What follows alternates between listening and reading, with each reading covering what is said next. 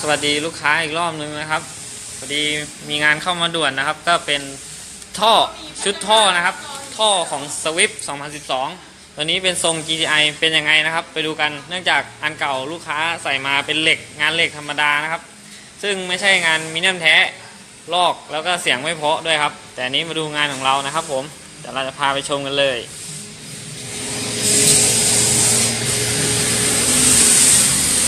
นี่นะครับตัวนี้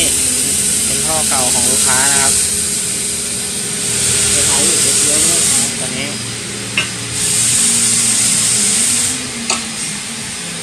ส่วนอันนี้คือท่องานของเราแล้วครับตัวนี้กำลังติดตั้งงานอยู่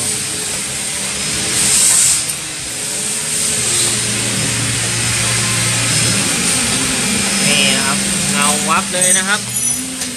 เป็นส่วนด้านในนะสวิงชมวับเลยแตนเลสแท้100%ครับงานเข้ารูปเนียนสวยแน่นอนสแตนเลสแท้ครับลองคอยดูหน่อยครับนี่ครับจะเป็นอย่างนี้นี่ครับสแตนเลสถ้าเหล็กไม่ใช่เสียงนี้นะครับ